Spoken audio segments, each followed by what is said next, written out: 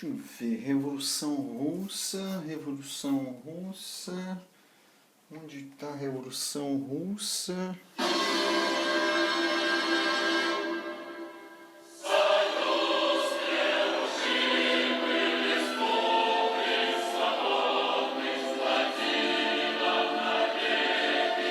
Você já ouviu esse hino?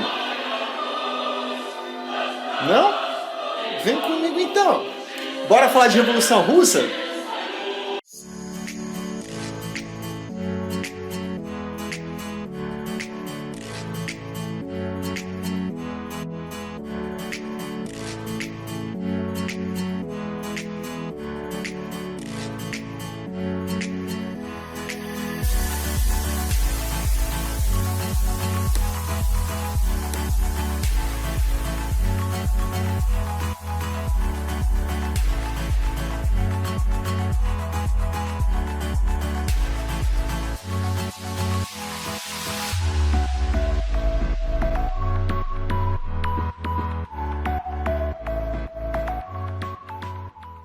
Olá, meus alunos, tudo bem com vocês? A aula de hoje é sobre Revolução Russa. Quando ocorreu esse conflito? Ele ocorreu em 1917. E onde? Na Rússia, ora as bolas. Podemos ver aqui, através dessa imagem, a Catedral de São Basílio, que fica em Moscou, na Praça Vermelha. Foi construída em 1600 e ela pertence à Igreja Ortodoxa. Aqui mais algumas imagens da localização geográfica e espacial do Império Russo naquele período. Mais uma aérea, podemos ver mais uma imagem a nível de mapa. E também aqui um mapa atual da Rússia, para que a gente possa compreender que países estão perto daquilo que em outrora faziam parte do Império Russo. Bom, qual o contexto histórico da Revolução Russa? Entre 1914 e 1918 estava ocorrendo a Primeira Guerra Mundial. Como a gente já pôde estudar em outros momentos, ela foi motivada por disputas entre países imperialistas que tinham se desentendido na partilha da África e da Ásia. Então eles queriam território, eles queriam matéria-prima, eles queriam desenvolver os seus países e as suas indústrias. Tá, mas o Império Russo, o que ele tem a ver com isso? A Rússia ela era aliada da Sérvia, e o Império Austro-Húngaro havia declarado guerra à Sérvia, que foi socorrida pela Rússia, que declarou guerra ao Império Austro-Húngaro. Foi aquela questão do Francisco Ferdinando que a gente já estudou, que foi um dos motivos para o estopim da Primeira Guerra Mundial. Bom, e aí se formou um sistema de alianças na Primeira Guerra Mundial, que a gente já estudou isso também, né? A Tríplice Aliança e Entente. Então, na aliança faziam parte a Alemanha, o Império Austro-Húngaro e a Itália. E já a Tríplice Entente, Inglaterra, França e o Império Russo, que seria através da Rússia. Então a Rússia era uma potência com vários problemas. Primeiro, a Primeira Guerra foi um conflito por territórios. Ela foi feita por uma maioria de países que vivenciava o capitalismo. Mas o Império Russo já era gigantesco. O modo de vida e o governo e a produção da Rússia eram muito mais feudais do que capitalistas, coisa que já havia sido superado pela maior parte dos países que estavam envolvidos no conflito. A gente pode ver algumas representações como outros países viam a Rússia naquele momento, então como se fosse um povo que estivesse disposto a conquistar os países que estivessem próximos. Ou ainda, parecia também nessa outra imagem um rolo compressor que estaria pronto para passar em cima dos outros. Então ela tinha uma representação vista como ou como um urso, ou como um polvo, ou ainda como um rolo compressor que seria capaz de conquistar as nações vizinhas.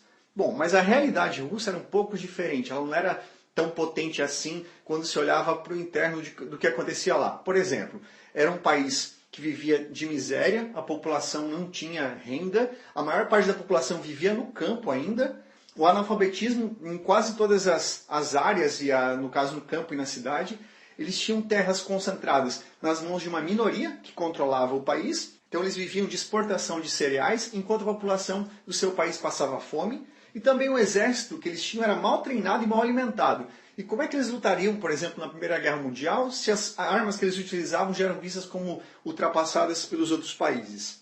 Então temos algumas contradições ocorrendo na Rússia nesse momento. Primeiro, as pessoas viviam numa condição de extrema miséria, então a vida era em condições subhumanas, e ao mesmo tempo ela estava se envolvendo em dois conflitos por território. Então é contraditório isso. Eu quero mais terra, mas ao mesmo tempo a minha população passa fome. Então quais eram esses dois conflitos? O primeiro era a Guerra Russo-Japonesa, que aconteceu entre 1904 e 1905, que foi uma disputa entre Japão e Rússia pelas regiões da China e da Manchúria. E ao mesmo tempo, Um período depois, eles se enfiam na Primeira Guerra Mundial, que é mais uma guerra por territórios entre os impérios que já estavam disputando terra e matéria-prima na África e na Ásia. Como era o governo na Rússia nesse momento, do Império Russo?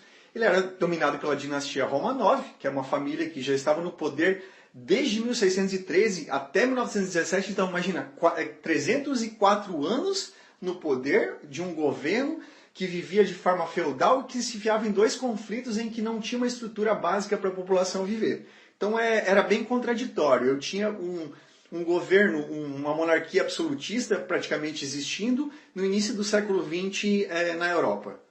Então a população chega um momento que começa a fazer diversas críticas a esse estilo de governo, a forma com que o Império Russo se desenvolvia, a forma com que ele existia. Por exemplo, Nicolau Romanov II ele foi o último czar russo. Os czares eram os imperadores, eles governavam como absolutistas nesse momento. Já faziam 300 anos, pelo menos, que imperadores dominavam a Rússia e governavam ela de sua forma.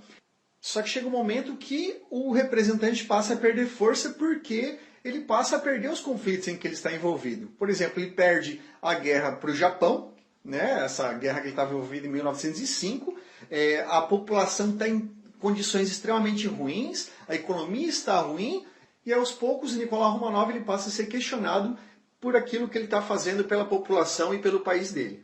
E até se a gente olhar essas imagens, por exemplo, que elas são coletadas da Primeira Guerra Mundial, de soldados russos, a gente pode perceber que eles já não levavam mais a sério o conflito. Claro, eles estavam lutando na guerra, estavam lutando pela Rússia, mas ao mesmo tempo eles já não tinham mais o apoio do governo na questão de armamentos, na questão do desenvolvimento do conflito em si. Então passam a acontecer algumas coisas até que chegam a ser engraçadas se a gente ver. Por exemplo, essa primeira imagem, eles estão brincando de cabo de guerra.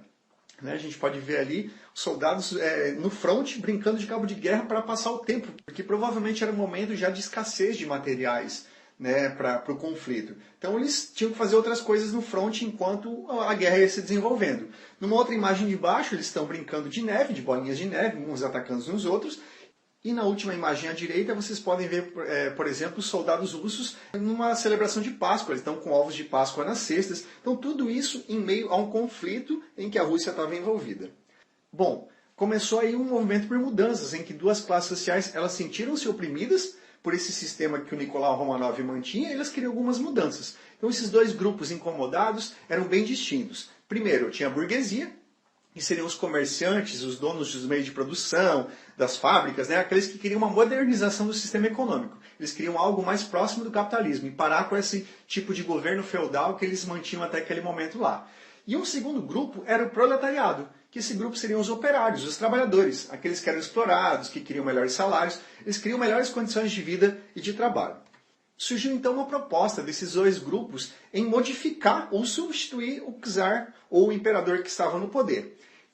Então eles se basearam em umas ideias criadas por dois personagens chamados Karl Marx e Friedrich Engels, que eles criticavam o capitalismo através das suas ideias.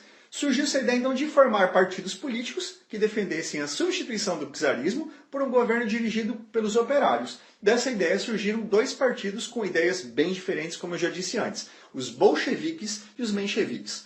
Então vamos dar uma olhada quem são esses grupos e o que eles pensavam. Primeiramente, os bolcheviques. Bolchevique significa a maioria, então era a maioria da população russa naquele momento, eram os camponeses e os proletários. E o líder deles era o Vladimir Lenin. Qual era a proposta? Substituir o czarismo por um governo socialista através de luta armada. Então eles não queriam paz para substituir o tipo de governo. A ideia seria fazer um conflito armado e conseguir assim conquistar o poder. Então a ideia era unir os proletários e os camponeses para lutar contra o burguês que os explorava. O segundo grupo seriam os mencheviques, que significa a minoria. Então esses seriam os burgueses e os ricos, que seriam uma minoria da população russa. O líder deles era o Martov e a sua proposta era substituir o czarismo por uma revolução burguesa. Então a Rússia, primeiramente, ela se modernizaria através do liberalismo econômico, para mais tarde implantar o socialismo como sistema de governo. Então, de certa forma, ela apenas beneficiaria a própria burguesia caso algo fosse modificado no poder na Rússia.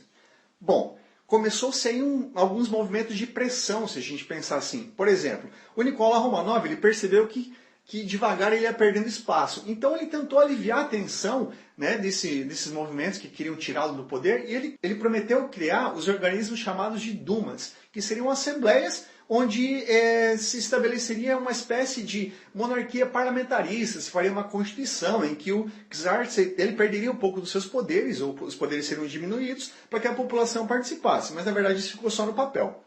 Já os socialistas, eles se organizaram em grupos chamados de sovietes, que seriam conselhos formados por operários, por soldados, camponeses, para lutar contra o governo. Então tudo aquilo que o governo propunha seria combatido através desses sovietes, que eram grupos espalhados por diversos lugares da Rússia. Até que um dia uma situação se tornou um divisor de águas nessa revolução, que foi chamada de Domingo Sangrento. O que aconteceu nesse episódio? Após um protesto pacífico da população na cidade de São Petersburgo, em que eles solicitavam melhores condições de vida ao czar Nicolau, a guarda real acabou abrindo fogo contra a população e matou diversas pessoas, demonstrou que o governo não estava afim de fazer aquilo que a população queria. Esse episódio em que o governo enfrentou a população através de tiros foi chamado de Domingo Sangrento. Então tem algumas imagens, né? E, geralmente essa imagem histórica é reproduzida, em que a gente pode ver a população ferida na rua, né? É uma imagem bastante utilizada nos livros didáticos. Mais uma imagem, né, das pessoas feridas, as pessoas passando fome, a situação de miséria que elas viveram naquele momento, né? Então, a partir disso, se começam algumas revoluções que vão querer, de fato, mudar o tipo de governo na Rússia, porque o Nicolau demonstrou que ele não queria ter mudanças tão cedo no país dele, nem no império dele. Então, foram dois momentos de revolução diferentes. Primeiro, tivemos as revoluções de fevereiro, feitas pelos mencheviques, e depois as revoluções de outubro, feitas pelos bolcheviques. Vamos ver o que cada uma dessas revoluções pretendia. Nas revoluções de fevereiro, feitas pelos mencheviques, algumas coisas foram modificadas, mas se a gente perceber, todas elas foram feitas de acordo com aquilo que a burguesia queria. Por exemplo, a Rússia sofria derrotas na Primeira Guerra, territórios russos haviam sido invadidos, a população passava fome, havia uma miséria geral. A população vai culpar o imperador Nicolau Romanov. A culpa é dele, são escolhas dele, por conta daquilo que ele escolheu, a Rússia está passando o que está passando. Então, em fevereiro de 1917, os mencheviques eles deram um golpe de Estado, tiraram a família Romanov do poder e assumiram o poder na Rússia provisoriamente, tendo como líder o Kerensky. O que os mencheviques fizeram? Então a gente usa a expressão que eles trocaram 6 por meia dúzia. De verdade, eles não realizaram a reforma agrária, que seria a partilha das terras, e também não tiraram a Rússia da Primeira Guerra Mundial. Ou seja, mantiveram tudo como estava. Mudou apenas o governo, mas não mudou a forma de pensar e nem de governar na Rússia. O que acontece em seguida, no mesmo ano, em 1917, que os bolcheviques, descontentes com o governo dos mencheviques, acabam dando um novo golpe de Estado sobre os mencheviques e assumem o poder liderados por Lenin, que vai ser o primeiro presidente deste primeiro país socialista que vai ser criado em 1917 e 1918. O que Lenin fez? Lenin governou a Rússia entre 1917 e 1924. Então ele propôs algumas mudanças a partir desse momento em que ele se torna representante. Primeiramente, ele publicou as teses de Abril, que seriam tarefas do proletariado na revolução, como a população deveria participar desse movimento de revolução, de mudança. Ele defendeu a paz com os povos germânicos, por quê? Porque enquanto Lenin estava no exílio, ele defendia o combate ao czar. E os germânicos eram contrários ao czar. Então ele defendeu que a partir desse momento deveria haver paz com os germânicos, porque eles defenderam ele enquanto ele estava fora do país.